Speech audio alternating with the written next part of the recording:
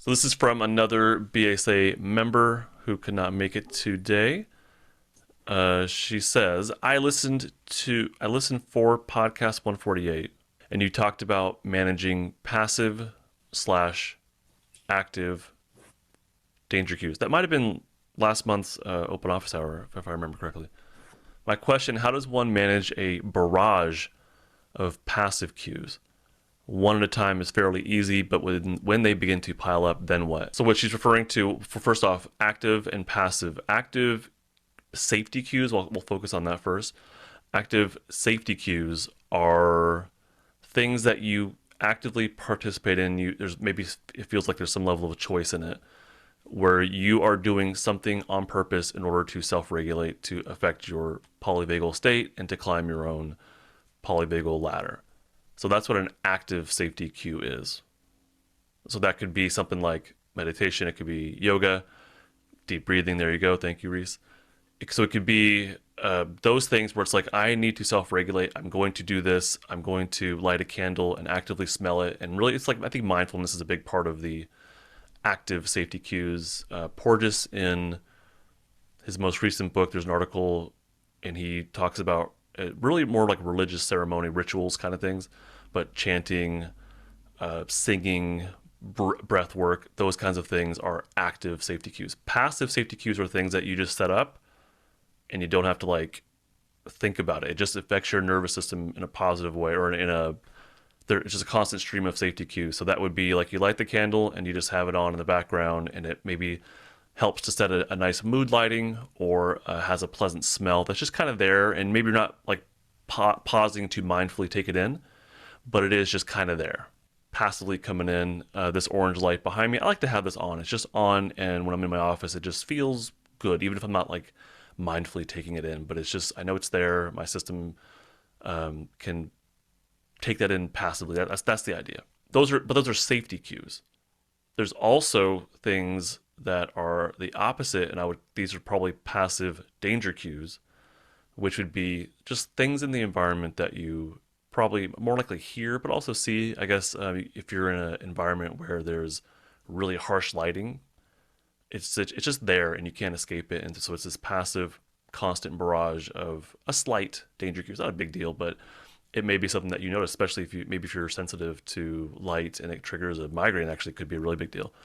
But something like fluorescent bright white lighting, like in the offices at the schools I work at, like it's just kind of like blah, it's there, and it's just passive. You don't really mindfully notice it. You don't ever stop to like take it in or whatever. But it is this passive cue, and that could also be sounds of an air conditioner or a heater, a refrigerator. All of these things are just, they're kind of there, and they do affect our system, whether we consciously or whether we know it or not, whether we realize it or not. They do affect our system. And so for me, there's the sounds of, always a faint hum of traffic in the background. There's the refrigerator off in the kitchen. I know for me, after, I hate cooking, and my wife loves to cook, and she always uses the fan above the stove, but then leaves it on. And so it serves a purpose, but then like you kind of forget about it because the noise is just kind of there and you get used to it, right? So it just kind of, it has a purpose, but then once the cooking is over, it's left on. And I notice that it gives me, when I mindfully am aware of it, it gives me this like irritation. I can feel just a slight irritation. And when I go and turn it off, it's like, oh God, finally. And I feel different. I feel lighter. I feel like a small shift happen. And that's just like this annoyance. It's a passive danger cue that just sort of lingers in the background. So now, what if we have too many of these things? What if we have the refrigerator going, and the vent hood, and traffic in the background, and bright lights? The answer to me, I want to make sure I'm getting the question right. How does one manage a barrage of passive cues? I would encourage you to, even right now, what's going on around you? Actually, for the two of you here, the BSA members here, what's going on around you that is a passive danger cue? Actually, I'm really curious to find that out.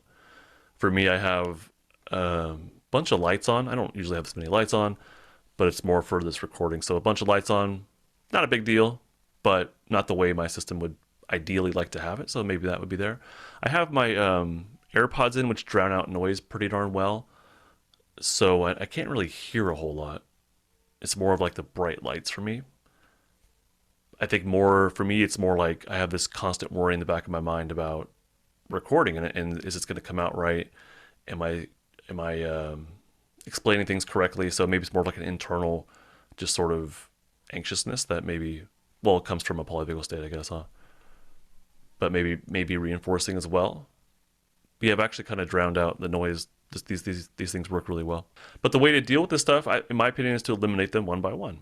And maybe that is to, if you're able to, just close your eyes, or actually open your eyes and see how you feel about the light. And if it's too much, dim it, turn it off, go to a different space. If it could be close your eyes and listen, and what do you hear? And obviously, some things we cannot control, like sounds of traffic. The refrigerator, probably I don't encourage you to unplug that, but maybe the vent hood is on and you can turn that off. It could be little things like that, the fan in the vent hood. It could be things like that. So maybe there is something you have control over. And so that I would encourage you, if you have some sort of control over it, you utilize that control and turn it off. Or if you can, relocate from one space to another, then to do so. Part of BSA is to identify a space in your home that is that gives you the potential for the most safety cues. Now, even if you don't have a perfect spot, that's fine, but find that spot that gives you the most potential access to your safety state. And in that spot, that's where you're going to start having the most control, and to eliminate some things, but also to set it up to where you can have more control than you normally would. So if you have a spot where there is a lot of noise, you can't probably control sounds outside, but can you put blankets in there to dampen the noise? That might be something you can do. I flat out bought these sound panels that really dampen noise, and when I walk in this space, it's dramatically different than the rest of the house. So but that's expensive. I don't expect people to go out and buy sound panels. But things like blankets can do a lot as far as dampening noise. So that there might be something you can do to help orchestrate or dampen the passive danger cues. So maybe you can flat out turn them off, or maybe you can dampen them in some way. And that might be adjusting your lighting. It could be that. So that's my recommendation. Would be one at a time. Like what are my senses bringing in, and then what can I do about it?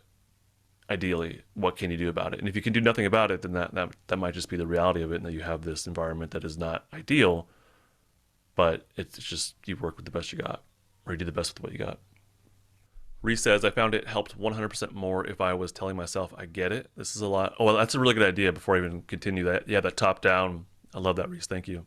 That top down validation and normalization of just what's happening. And Yeah, this is a lot. So it's like a top down. like I've spent my life escaping from overstimulating environments and not really understanding that's what I was doing. I thought I am overwhelmed and broken because look at all these other normal people who are like doing the thing and Yeah. not freaking out. So I'm in my room under the covers trying to regulate myself, not knowing that's what I'm doing. I'm just under the covers, but I'm telling myself I'm broken and weak versus under the covers and saying, oh my gosh, that was a lot for this nervous system, and I'm here to take care of it. That's awesome. I guess it's pretty awesome to be able to recognize we're at a place where our story's changing, and now we can tell ourselves that are things that are more normalizing and validating. That's great. Well, that's what All right. this polyvagal theory has helped me with. It's like, Yeah. this is all biological. This is all mammals. This isn't you being broken. This isn't you being, needing to be ashamed of this. This is not a weakness in you. This is an adaptive trait that was employed at one time that kept me safe. I was sure it kept me safe. And now I'm Right. saying I am here to keep myself safe. Right. And you're right, body. Yes, there are danger cues here. Yeah. That top down narrative is that's really helpful if you can tell yourself that. Yeah. All right. So let me get back to your comment. I found it helped 100% more if I was telling myself, I get it. This is a lot.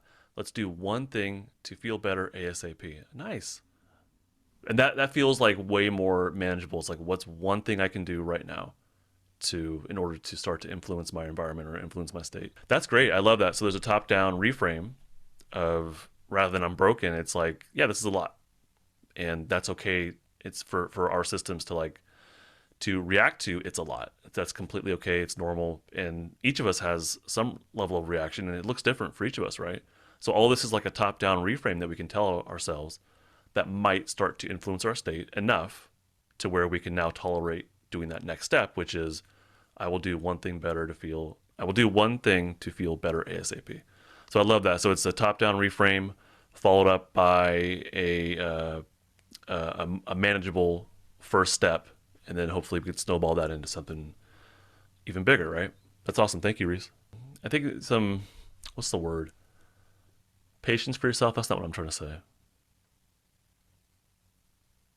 I'm not sure what I'm trying to say. Validation, understanding, self Compassion. compassion. Thank you, Reese. Yeah.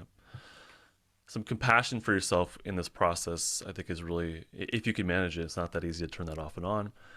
But yeah, have some patience, have some compassion for yourself, some validation, and some normalization of like it's the context I lived in or live in is what it is, and the way my system's responding to it is okay and it's normal. And I think anybody else probably may have a similar reaction to the context of my life. So here I am, and this is a lot. And what's one thing I can do to adjust how I'm feeling right now? Hey, thank you for watching this clip from one of my open office hours. This is something that I do once a month for people who've signed up for one of my courses. If you're interested in joining a course and joining me on the next open office hour, go to my website. It is justinlmft.com. This and other content I create is not therapy, not intended to be therapy or be a replacement for therapy. Nothing in this creates or indicates a therapeutic relationship. Please consult with your therapist or seek for one in your area if you are experiencing mental health symptoms. Nothing should be understood to be specific life advice. It is for educational and entertainment purposes only.